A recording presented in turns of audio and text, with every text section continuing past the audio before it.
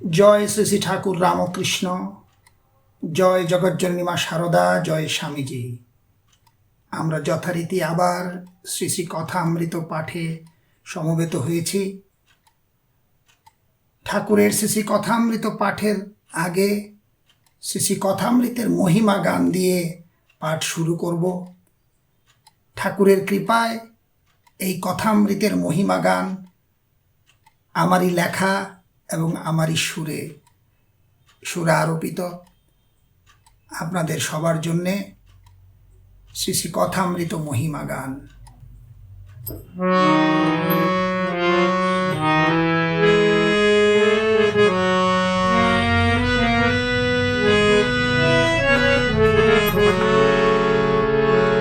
শ্রীরাম কৃষ্ণ কথামৃত পান করো অবিরত, দূরে যাবে সংকীর্ণতা, চিত্ত হবে পরিশ্রুত। শ্রীরাম কৃষ্ণ কথামৃত পান করো অবিরত, দূরে যাবে সংকীর্ণতা, চিত্ত হবে পরিশ্রুত। শ্রীরাম কৃষ্ণ কথামৃত।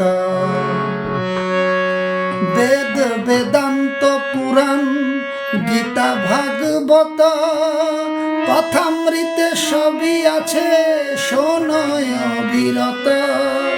ঠাকুর শ্রীরাম কৃষ্ণ নিজের মুখেতে কথামৃত দিলেন সবে, ভক্তি হবে চিতে, ভক্তি হবে চিতে। শ্রীরাম কৃষ্ণ কথামৃত পান করো অবিরত।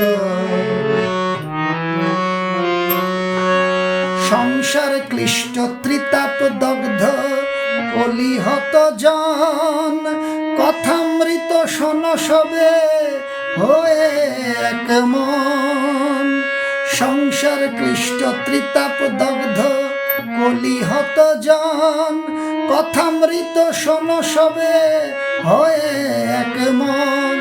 অন্তর হবে আনন্দিত, প্রেম হবে প্রবাহিত, আত্মজ্ঞান হবে তোমার, দুঃখ হবে দূরীভূত, দুঃখ হবে দূরীভূত। শ্রীরাম কৃষ্ণ কথামৃত পান করো অবিরত, দূরে যাবে সংকীর্ণতা, চিত্ত হবে পরিশ্রুত। শ্রীরাম কৃষ্ণ কথামৃত। আমরা গত পাঠে প্রথম পরিচ্ছেদ দেখেছিলাম। আজকে দ্বিতীয় পরিচ্ছেদের প্রথম দর্শন প্রারম্ভ করব।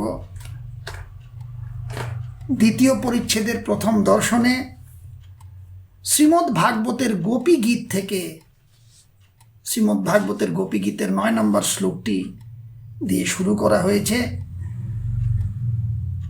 উদ্বোধনের এই কথামৃত সংকলনকার শ্রীমদ্ ভাগবতের গোপী গীতের এই শ্লোকটি দিয়েছেন এখানে।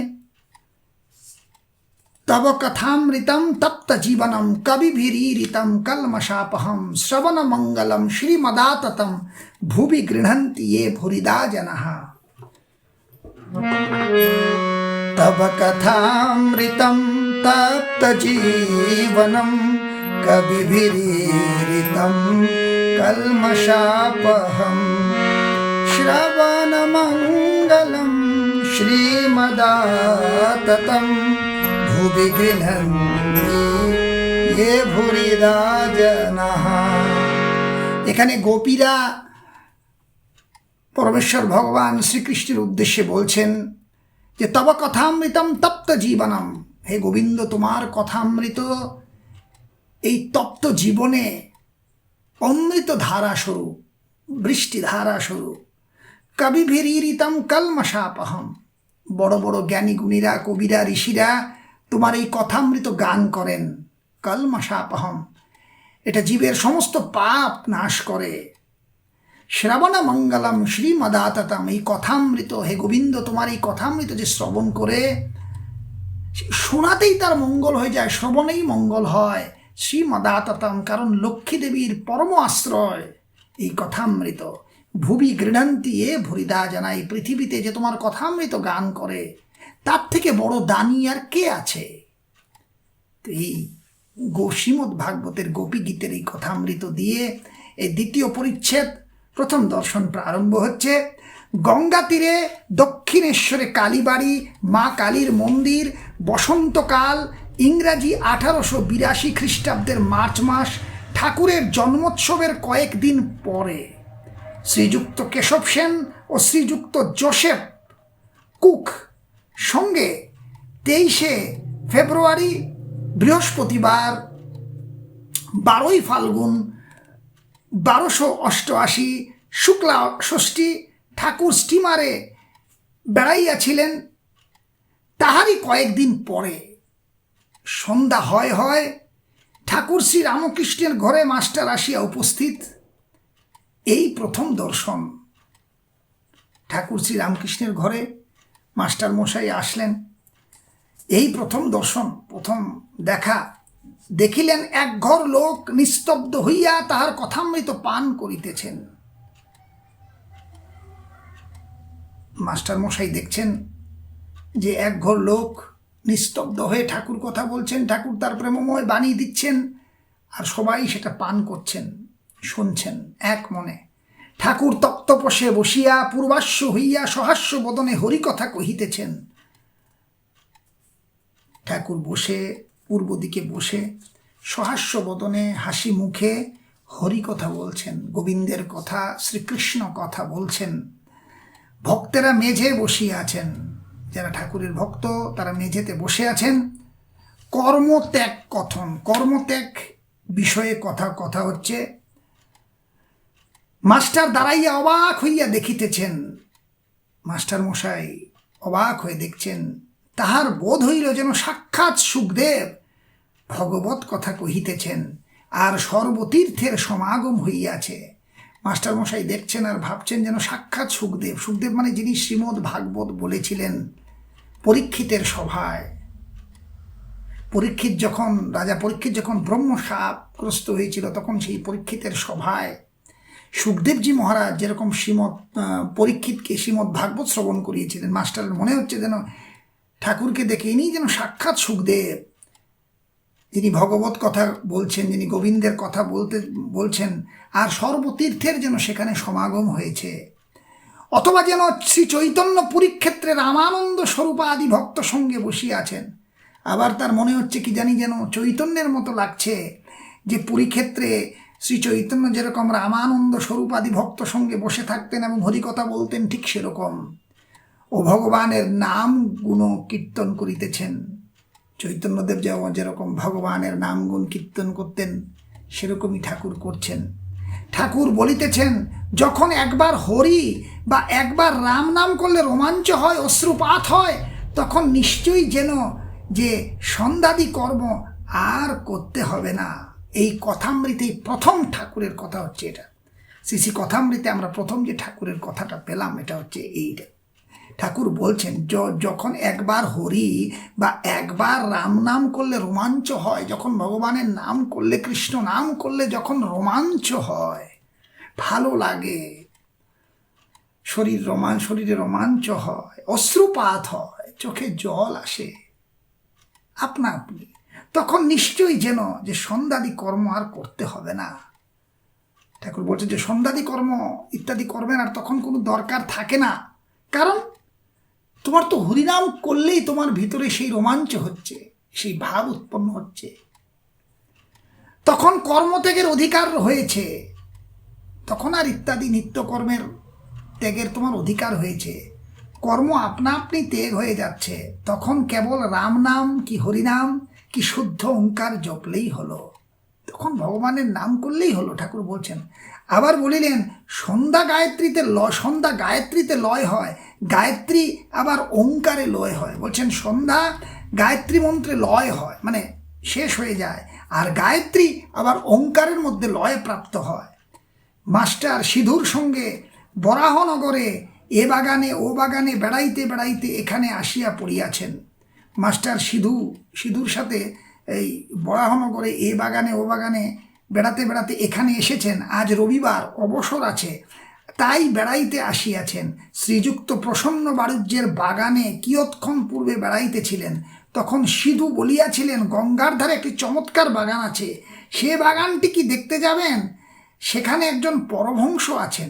সিধু মাস্টারকে বলছেন যে অনেক বাগানে তো ঘুরলেন, ওই গঙ্গার তীরে আরেকটি বাগান আছে, সেখানে একজন পরমহংস আছেন, সেখানে কি যাবেন বেড়াতে? ভাগ্যিস মাস্টার মশাই এখানে এসেছিলেন ঠাকুরের দর্শনে, তাই এই পরম অমৃতময়ী বাণী তিনি শ্রবণ করছেন। বাগানে সদর ফটক দিয়া ঢুকিয়াই মাস্টার ও সিধু বরাবর ঠাকুর শ্রী রামকৃষ্ণের ঘরে আসিলেন।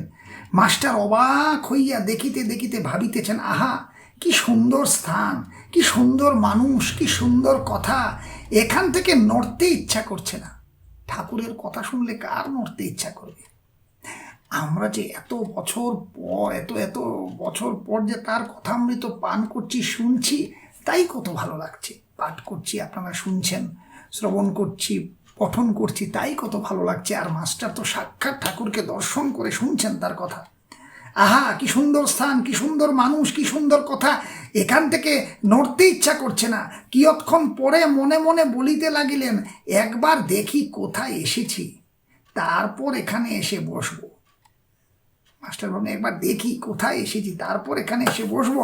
সিধুর সঙ্গে ঘরের বাইরে আসিতে না আসিতে আরতির মধুর শব্দ হইতে লাগিল। এককালে কাসর, ঘণ্টা, খোল, করতালি বাজিয়া উঠিল, একসঙ্গে সমস্ত বাদ্যযন্ত্র আদি আরতির বেজে উঠল। বাগানের দক্ষিণ সীমান্ত হইতে নহবতের মধুর সুর আসিতে লাগিল। সেই শব্দ ভাগীরথী বক্ষে যেন ভ্রমণ করিতে করিতে অতি দূরে গিয়া কোথায় মিশিয়া যাইতে লাগিল। মন্দ মন্দ কুসুম গন্ধবাহী বসন্তানীল, বসন্তের বাতাস, ফুলের গন্ধে মোহিত হয়ে সেই বসন্তের বাতাস, সবে জ্যোৎস্না উঠিতেছে, আকাশে চাঁদ উঠছে, ঠাকুরদের আরতি যেন চতুর্দিকে আয়োজন হইতেছে। রাধা মাধবের আরতি, মা কালীর আরতি। মাস্টার দ্বাদশ শিব মন্দিরে, শ্রী রাধাকান্তের মন্দিরে ও শ্রী ভবতারিণীর মন্দিরে আরতি দর্শন করিয়া পরম প্রীতি লাভ করিলেন। মাস্টারের আরতি দেখে, আরতি দর্শন করে খুব ভালো লাগলো। ঠাকুর দেবতার আরতি দেখে, শ্রী রাধাকান্তের, মা ভবতারিণীর, দ্বাদশ শিব মন্দিরের আরতি দেখে তিনি খুব শান্তি পেলেন। সিধু বলিলেন, এটি রাসমণির দেবালয়, এখানে নিত্য সেবা, অনেক অতিথি কাঙাল আসে। কথা কহিতে কহিতে ভবতারিণীর মন্দির হইতে বৃহৎ পাকা উঠানের মধ্য দিয়া পাদচারণ করিতে করিতে দুইজনে আবার ঠাকুর শ্রী রামকৃষ্ণের ঘরের সম্মুখে আসিয়া পড়িলেন। এবার দেখিলেন ঘরের দ্বার দেওয়া। ঠাকুরের ঘরের সামনে এসে দেখলেন যে ঠাকুরের ঘরের দরজা দেওয়া, এইমাত্র ধুনা দেওয়া হইয়াছে। মাস্টার ইংরাজি পড়িয়াছেন, ঘরে হঠাৎ প্রবেশ করিতে পারিলেন না। দ্বার দেশে বৃন্দে ঝি দাঁড়াইয়াছিল। জিজ্ঞাসা করিলেন, হাগা সাধুটি কি এখন এর ভিতরে আছেন? মাস্টার যেহেতু ইংরাজি শিক্ষায় শিক্ষিত হয়েছেন, তো তার একটা সেই ভদ্রতা ইত্যাদি ছিল। মানে তখনকার ইংরাজি শিক্ষায় শিক্ষিত হলে কি হয়, যেরকম আমরা সাধারণত বলি, may I come in sir, আমি কি আসতে পারবো নাকি, এক্সকিউজ মি, ইত্যাদি ইত্যাদি ইত্যাদি। তো মাস্টার যেহেতু সেই শিক্ষায় শিক্ষিত হয়েছেন, মাস্টারও না চট করে ঘরে ঢুকে যাব অনুমতি না নিয়ে, তো তার জন্য বলছেন কথামৃতে তিনি, মাস্টার ইংরাজি পড়িয়াছেন, ঘরে হঠাৎ প্রবেশ করিতে পারিলেন না, যে পারমিশন না নিয়ে, অনুমতি না নিয়ে। দ্বার দেশে বৃন্দে ঝি দাঁড়াইয়াছিল, বৃন্দে ঝি দাঁড়িয়েছিলেন। জিজ্ঞাসা করলেন, হাগা সাধুটি কি এখন এর ভিতরে আছেন? বললেন যে সেই পরমহংসদেব সম্পর্কে বললেন, ঠাকুর সম্পর্কে বলে যে তিনি কি ঘরের ভেতরে আছেন? বৃন্দে, হ্যাঁ এই ঘরের ভিতরে আছেন। মাস্টার, ইনি এখানে কতদিন আছেন? মাস্টার বললেন, ইনি কতদিন আছেন এখানে? বৃন্দে, তা অনেক দিন আছেন। মাস্টার, আচ্ছা ইনি কি খুব বই টই পড়েন? মাস্টার যেহেতু ইংরেজি শিক্ষায় শিক্ষিত, তার মাথার মধ্যে ঘুরছে যে না, তার কাছে যখন এত লোক আসে ঠাকুরের কাছে, তার নিশ্চয়ই তিনিও বই টই অনেক কিছু পড়েন, কিন্তু দেখেননি ঠাকুরকে, আগেই প্রথম দর্শন হবে। আচ্ছা ইনি কি খুব বই টই পড়েন? বৃন্দে, আর বাবা বই টই, ওর মুখে। বৃন্দে বললেন বই টুইয়ের কি দরকার ওনার তো সব কিছুই মুখে। এই জায়গাটা খুব সুন্দর। মাস্টার মশাই তার পুঁথিগত পাণ্ডিত্য বিদ্যা নিয়ে ঠাকুরকে দর্শন করতে এসেছেন। প্রথমেই মাস্টার হোঁচট খেলেন, তার পাণ্ডিত্যে প্রথমেই একটা বিরাট আঘাত লাগলো। কার কাছ থেকে? ঝিয়ের কাছ থেকে। কথামৃতের এই জায়গাগুলো খুব সুন্দর, এগুলো বুঝতে হবে। মাস্টার বলছেন ইনি কি খুব বইটই পড়েন? বৃন্দে ঝি, সে ঝি তো আর অনেক বইটই কিছু পড়েনি, কিন্তু ঠাকুরের সংস্পর্শে থাকতে থাকতে দেখুন ঝিয়ের কীরকম জ্ঞান লাভ হয়েছে। সে মাস্টারমশাইকে বলছে, ইংরাজি শিক্ষায় শিক্ষিত মাস্টারমশাইকে বলছে, আরে বাবা বই, আর বাবা বইটই সব ওর মুখে। বলছেন ঠাকুরের মুখেই সব। এই একটা কথা, এই যে বৃন্দে ঝির, এই একটা কথা বলতে গেলে পুরো কথামৃতকেই ব্যাখ্যা করে দিচ্ছে। সব ওর মুখে। তার ওনার ঠাকুরের বইটই পড়ার দরকার পড়ে না, সব তার হৃদয়ে, সব তার মুখে। মাস্টার সবে পড়াশোনা করে এসেছেন, ঠাকুর শ্রী রামকৃষ্ণ বই পড়েন না শুনে আরও অবাক হলেন। মাস্টার ভেবেছেন জ্ঞান জ্ঞান সে তো বই পড়েই লাভ হয়, বই না পড়ে কি আর জ্ঞান হয়? কিন্তু যখন একটা ঝি তাকে এই উত্তর দিল, আর বাবা বইটই ওর সব মুখে, মাস্টার আশ্চর্য হয়ে গেলেন, অবাক হয়ে গেলেন। মাস্টার বলছেন, আচ্ছা ইনি বুঝি এখন সন্ধ্যা করবেন, আমরা কি এ ঘরের ভিতরে যেতে পারি? তুমি একবার খবর দেবে। বলছেন তিনি কি এখন সন্ধ্যা করবেন? মানে আরতি হয়েছে সন্ধ্যার সময়, তো যথারীতি সন্ধ্যা করার কথা, তো আমরা কি মাস্টার বলছেন যে ইনি বুঝি এখন সন্ধ্যা করবেন, আমরা কি এ ঘরের ভিতর যেতে পারি? আমরা কি ঘরের ভিতর যেতে পারবো? তুমি একবার খবর দিবে। বৃন্দে, তোমরা যাও না বাবা, গিয়ে ঘরে বসো। দেখুন এখানেও একটা, এই বৃন্দে ঝি আরেকটা চোট দিল।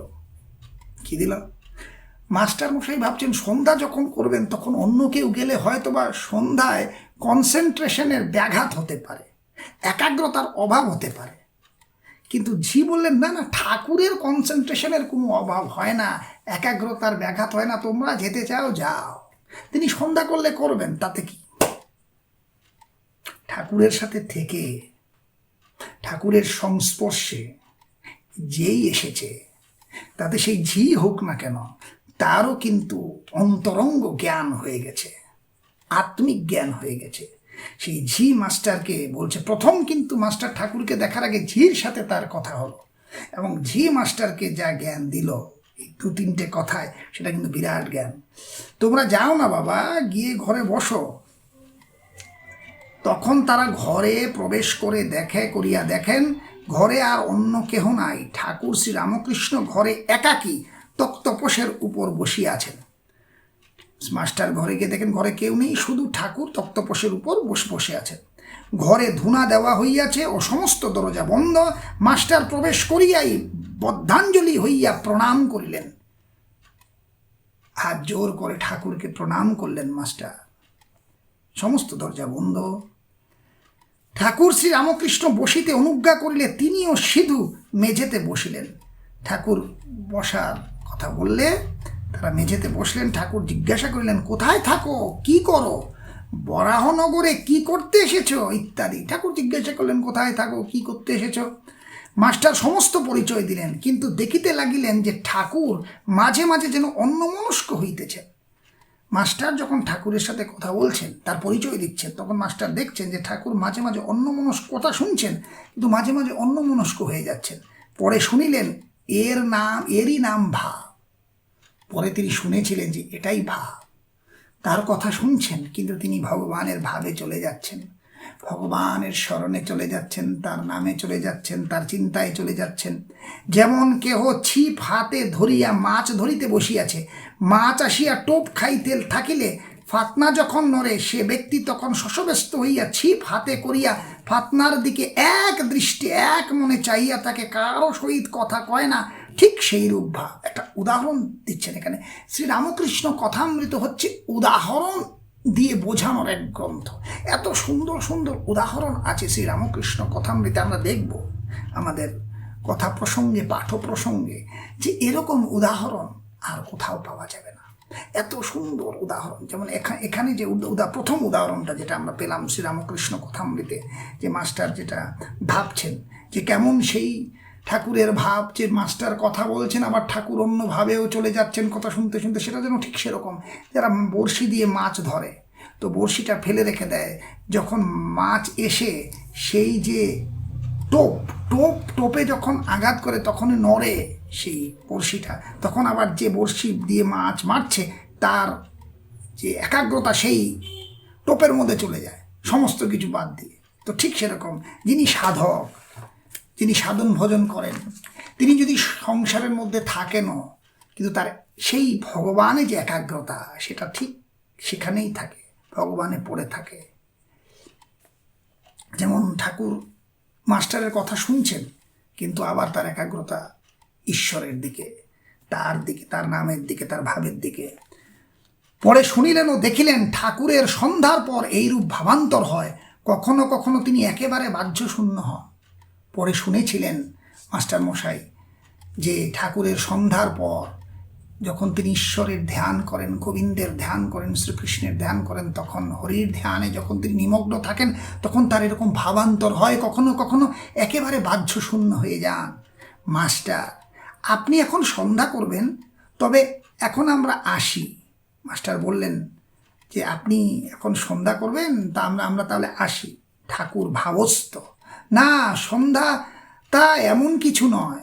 ঠাকুর ভাবস্থ কিন্তু বলছেন, উত্তর দিচ্ছেন, না সন্ধ্যা না তেমন কিছু নয়, না আমি সন্ধ্যা করব না। আর কিছু কথাবার্তার পর মাস্টার প্রণাম করিয়া বিদায় গ্রহণ করিলেন। যে মাস্টারদেরকে যে তিনি অবজ্ঞা করছেন তাও না, তিনি তার ভাবে আছেন, কিন্তু আবার মাস্টারদের কথার উত্তরও দিচ্ছেন। মাস্টার যখন জিজ্ঞাসা করলেন যে আপনি কি সন্ধ্যা করবেন, ঠাকুর তার ভাবে থেকেই উত্তর দিলেন, না সন্ধ্যা না তা তেমন কিছু নয়।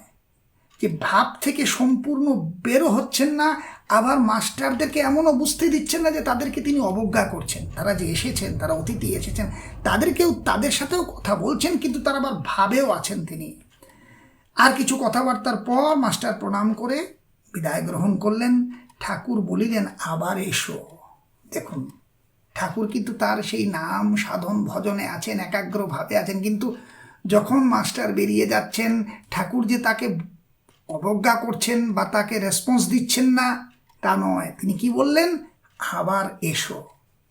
কথামৃতের এই যে ছোট ছোট যে এই জিনিসগুলো, এগুলো লক্ষণীয় এবং এগুলো বোঝা, যে আপনার কাছে যদি কেউ আসে, আপনি যদি ভগবানের ধ্যানেও থাকেন বা আপনি যদি আপনার নামেও থাকেন, তাকে অবজ্ঞা করবেন না। যে আসলো তার সাথে অন্তত দুটো কথা, একটা কথা বলুন, যেন সে খারাপ না, তার যেন খারাপ না লাগে যে আমাকে কেউ অবজ্ঞা করলো। দেখুন, ঠাকুর জগৎগুরু হিসাবে আমাদেরকে এই জিনিসটাও কিন্তু শিখিয়ে দিচ্ছেন। তিনি কি বললেন, আবার এসো। মাস্টার ফিরিবার সময় ভাবিতে লাগিলেন, এ সৌম্য কে, যাহার কাছে ফিরিয়া যাইতে ইচ্ছা করিতেছে? বই না পড়িলে কি মানুষ মহৎ হয়? কি আশ্চর্য, আবার আসিতে ইচ্ছা হইতেছে। ইনিও বলিয়াছেন আবার এসো, কাল কি পরশু সকালে আসিব। দেখুন, মাস্টার যে বিদায়, ঠাকুর যেভাবে তাদের সাথে ব্যবহার করলেন, তিনি ভাবস্থ, তিনি ভগবানের ধ্যানে, তিনি ভগবানের ভাবে ভাবিত, কিন্তু তবুও যে অতিথিরা এসেছেন তাদের সাথে তিনি এত সৌম্য ব্যবহার করলেন, এত ভালো ব্যবহার করলেন যে তিনি বুঝতে দিলেন না, না আমি খুব ব্যস্ত আছি, তোমরা কেন এসেছো বা আমার ভাবে তোমরা বিঘ্ন ঘটাচ্ছ, তা না। বললেন আবার এসো। ঠাকুরকে দর্শন করে মাস্টারের কি সুন্দর ভাব হচ্ছে। মাস্টার ভাবলেন, এ সৌম্যকে, এ সুন্দর মহাপুরুষকে, যার কাছে ফিরে যেতে ইচ্ছা করছে। বই না পড়লেও কি মানুষ এত মহৎ হয়? মাস্টারের ভাবনা ছিল এতদিন যে বই পড়লেই জ্ঞান হয় বা বই পড়লেই মানুষ মহৎ হয়, কিন্তু আজকে তিনি দেখছেন যে এ ব্যক্তি কোনো প্রথাগত শিক্ষাগত যোগ্যতা ছাড়াই তিনি সাধন মার্গের এমন স্তরে উপনীত, যাকে দেখলে পরে তার কাছে থাকতে ইচ্ছে হয়। কি আশ্চর্য, আবার আসতে ইচ্ছে হচ্ছে তার কাছে। মাস্টার ভাবছেন ইনিও বলেছেন আবার এসো। এই যে ঠাকুর যে নেমন্তন্ন করে দিলেন মাস্টারকে, আবার এসো, এই যে ঠাকুর মাস্টারকে আকর্ষিত করলেন। যেই ঠাকুরের কাছে যায়, আজকেও এখনো যেই ঠাকুরের সান্নিধ্যে যায়, তার মনে হয় ঠাকুরের কাছেই থাকি। কাল কি পরশু সকালে আসিব, মাস্টার ভেবে নিলেন মনে মনে, কাল কি পরশু আবার আসতে হবে, আবার আসব। আজকে আমরা এখানেই রাখছি। দ্বিতীয় পরিচ্ছেদের প্রথম দর্শন করলাম আমরা। জয় শ্রী শ্রী ঠাকুর, জয় মা শারদা, জয় স্বামীজি। হরে কৃষ্ণ কৃষ্ণ কৃষ্ণ হরে হরে, হরে রাম রাম রাম হরে হরে। জয় জয় শ্রী রাধে।